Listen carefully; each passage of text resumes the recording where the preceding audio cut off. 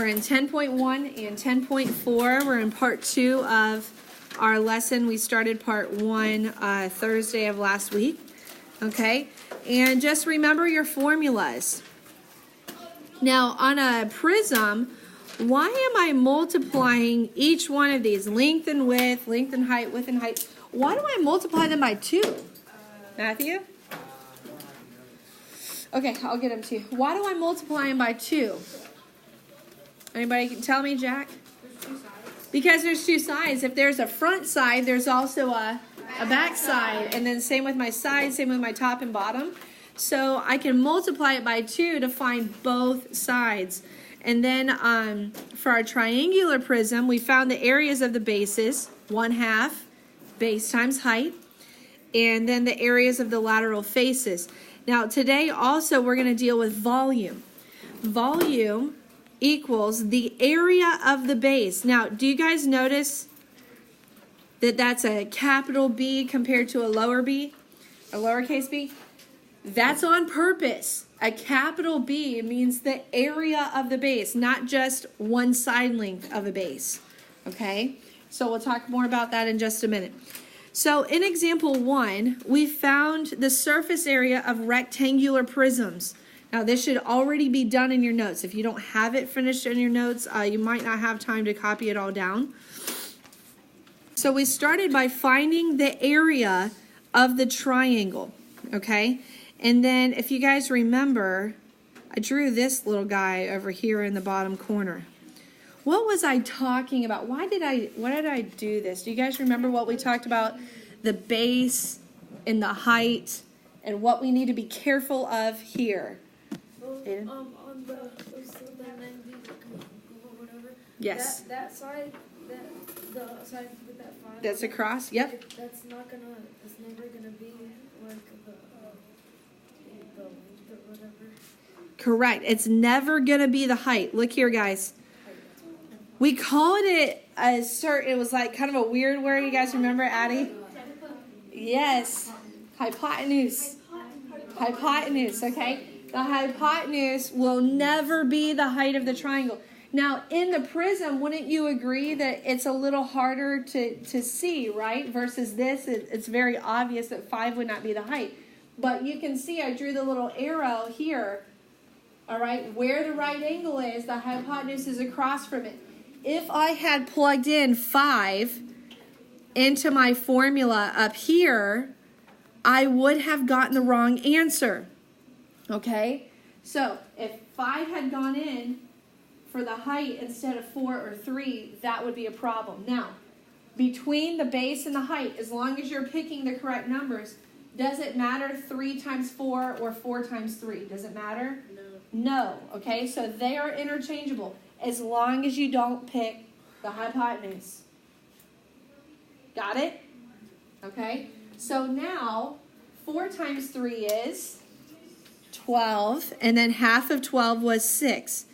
But then I multiplied it by 2. Why did I do that? I just halved it, and now I'm going to turn around and multiply it by 2. Because there's 2 triangles, 2 matching triangles. Do you see this? The bottom one and the top one. So it goes back to what we were just doing in rectangular prisms. I multiply it by 2. Not because this is a part of the area of a triangle formula, but because I had 2 of them. Do you see that? Does everybody see why I multiply that by 2? You guys are kind of looking at me weird. Just kind of nod. Okay. All right. So the area of my bases is 12. All right. Now, let's find the area of my lateral faces. Now, if there's 3 sides to a triangle, that means there will be 3 lateral faces. First lateral face, 3 times 5. Do you see that? We already did this. I'm sorry, 3 times 6. 3 times 6, length times width of that rectangle. 3 times 6. Now my blue lateral face. What do I multiply here to find this area? 6 times 4 or 4 times 6, same thing. Okay, and then my back side is going to be 5 times 6. I say that's probably the most challenging part is your lateral faces, like figuring out which dimensions. Then you just add them together. All right, so now I want to do the second triangle. This is where we left off. Okay, I want you to start off and find the area of your bases. Remember, that's your triangles, okay? Triangular prism. I want you to start off and find the area of your bases. Go ahead and start that.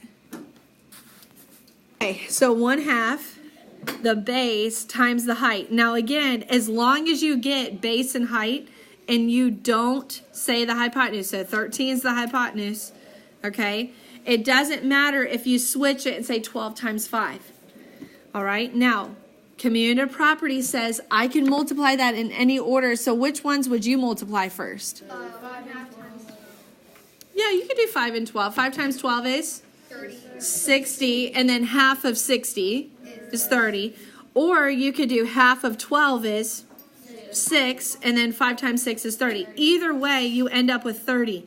But is this it? No. Am I done? No. What do I need to do now? Multiply by 2 because there's 2 triangular bases. So now I have 60, all right? So now my triangles are done, and I need to look at my faces. The front face, okay?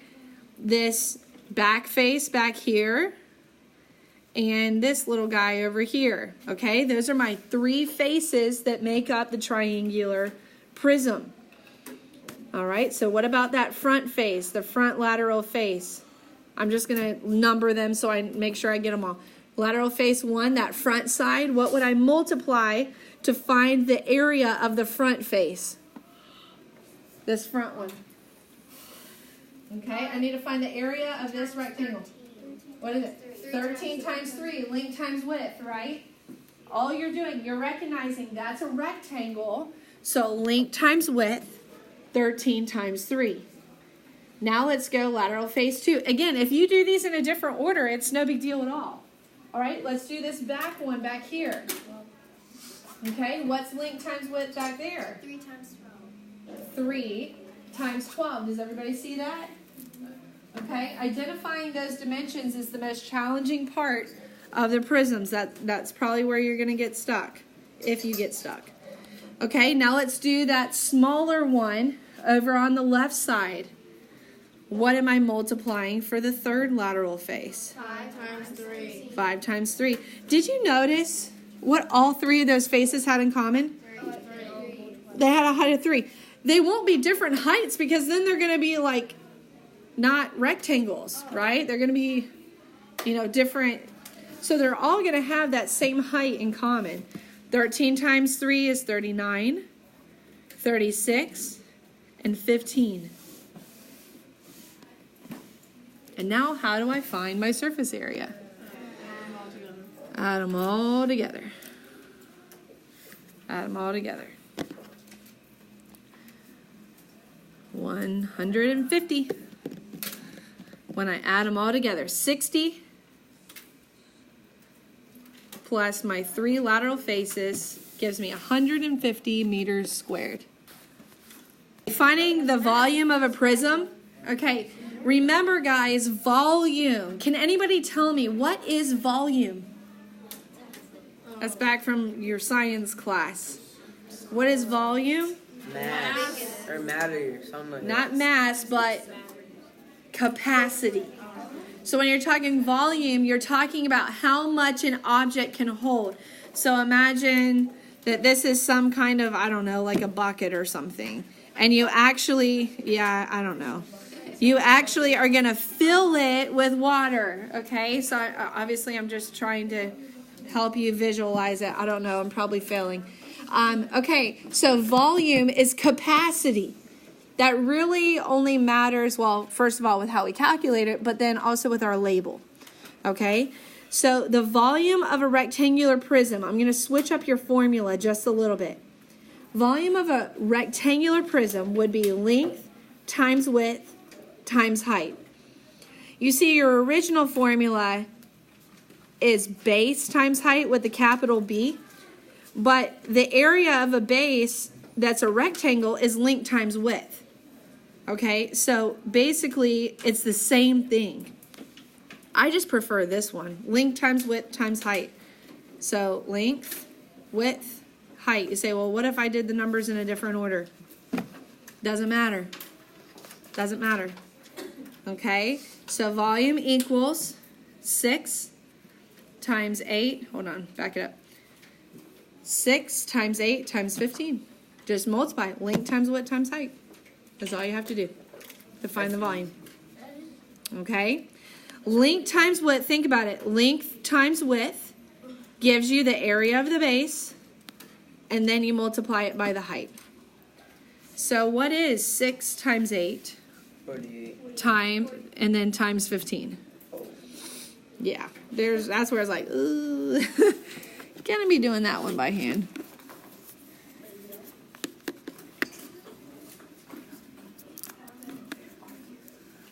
What'd you get? 720 Yards cubed.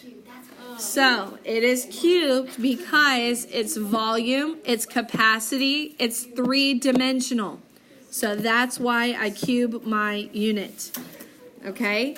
Now, look at the next one. Remember your formula. Okay? Guys, please pay close attention. As long as you can hear me on this, you shouldn't have any trouble on your homework problem. Okay? The area of the base. Okay? Now, in this case, this is a triangular prism. How do I know that? Because I see the triangle. Okay? That is duplicated on both sides. So, the area of my base is actually going to be 1/2 base times height. All of this would give me the area of the base. Do you see that? Okay. So when I'm plugging in my numbers to find the area of the base, that's going to take some multiplication. You need to figure out which dimensions are your base and your height. Volume equals 1/2 times what? What is your base? What is the base dimension of the triangle? 5.5. Does everybody see that? Times the height. Now, they made it real obvious what the height is. 2. That's that red line straight up the middle of the triangle. And they're going to do that on your homework as well to help you not get anything confused. And remember, the only reason I'm putting this in brackets is to show you all 3 of those numbers give me the area of the base. Are you with me? Okay, because the base is a triangle, I have to do 1/2 base times height to find the area of that base. And then I'm going to multiply it by the height of the prism, which is, the height of the whole prism, which is 4. Look here. This is the height of the prism. Imagine if the prism was standing straight up. If this is the base, imagine if it was standing straight up. 4 would be your height. You see that? So if this is the base and you were to stand this prism up, 4 would be the height. Okay, the height of the prism. Not the height of the triangle. The height of the prism is 4. Okay? All right, now we're ready to multiply. Okay, what would you multiply first in here? I heard it. 1/2 of 2. What's half of 2? 1. And what's any number times 1? Just itself, 5.5. So 5.5 times 4. All right, anybody know the shortcut for doing this mental math? Yep. Okay, take your whole numbers and multiply it by 4. What's 5 times 4? 20. Okay, and now we know that we have 1/2 times 4. Well, 1/2 and 1/2 make 1. If you take half and half and put them together, that makes 1. So if you do, so 2 halves make 1. So how many would 4 halves make? 2. So 4 halves makes 2, and you just add them together. What's 20 plus 2? 22. And now, just like that, you did 5.5 times 4 mental math. 22 inches cubed. Okay? I really want to strengthen your mental math skills. We're about to do some more of that. All right, in the next example. Next example, has anybody ever frosted a cake? You better raise your hand. Okay, has anybody ever frosted a cake and you ran out of frosting? No. It's the worst. Who's going to eat a cake without frosting on it? It's the best part. Okay? All right, so here's the question. It's not just about solving, okay? We have to answer a question. Is 1 can of frosting enough for this cake? Okay, so here we have, is this surface area or volume? What do you think? Very good. Are we infusing the cake and filling it up with frosting? No, that would have been volume. No, we're covering it. So that's surface area. So here's our formula. I want you to write it down. 2 times length times width plus 2 times length times height plus 2 times width times height. That's technically a surface area, right? But let me ask you this. Are you frosting every side of the cake? No. You don't frost the bottom. So that would be the length times the width. So here's what we're going to do, guys. This is where we have to use our reasoning skills. I don't have to multiply the length and width times 2 because I'm only frosting the top part of the cake. So I just do length times width to find the surface area of the top. Now, the other ones, like let's say the front side, do I still need to multiply that by 2? Yeah, because there's going to be a back side. And same with this side over here, because there's still going to be the other side over there. All right, so here we go. What is the length and width of the cake?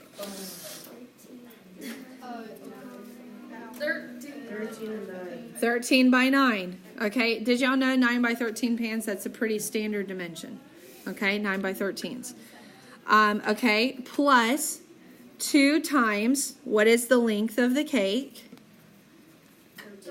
13. What's the height of the cake? 3. Plus 2 times, what's the width of the cake? 9. And what's the height? 3. Okay, now I need to do some math here. 13 times 9. Well, we know 12 times 9 is 108. So just add 9 to that, 117. Okay, here comes the mental math again, guys. What's 13 times 3? 39. Okay, so I need to do 39 times 2. 39 is really close to what number? 40. What's 40 times 2?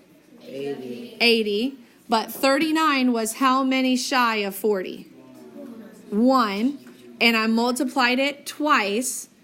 So 39 times 2 will be 2 shy, 78. Okay? So 39 was 1 short of 40. If I do 40 times 2, easy. That's 80. 39 is 1 shy, and I did it twice, so it's 78. Okay? If you can do that, you're really going to be very well off when you start multiplying these higher numbers. Let's do it again here. Let's see who can do this mental math on the last one. 54. Okay. All right. So there's a couple different ways you could do it. I would do 9 times 3 is what? 27. Okay, 27 is real close to what number? 30 or 25. Okay, so what's 25 times 2? 50. And 27 was how many more than 25? 2, and I did it twice. 4. So 27 times 2 would be 4 more than 50. 54. So you did 2 times 3 is 6, and 6 times 9. That's perfect too. That's totally perfect. All right, now this part helps you when it's a little more difficult, you absolutely could do 2 times 3 is 6 and 6 times 9 is 54. All right, so 54, you add them all together and you get 249 inches squared, but be careful. This is not your final answer. I know. What's your answer?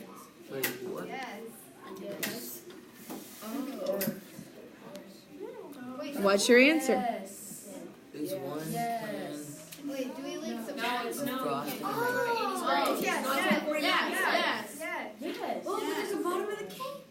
You don't need to frost the bottom. You don't need to frost the bottom.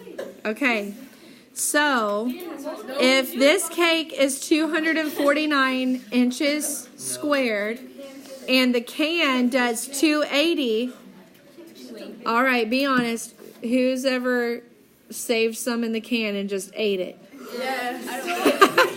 Okay, so that's what I think of when I see this. I think, well, someone's just going to be eating the rest out of the can, brownie batter or whatever. Nobody's ever going to notice, right? Or I'll cut my piece and then just put extra, right? Oh, my kids are like really picking up on that, and if someone gets extra, it has to be even. Oh my goodness. Okay. So don't forget, guys, this is your answer. Yes is your answer. But you can't just say, well, Ms. Kinder, I said yes. Why didn't I get credit? Because you didn't show work, okay? So you still have to show all your work. You say, well, just ask a question. But this shows me that you didn't guess, okay? So you've got to show all the work. If you understand that, that's everything for our lesson today.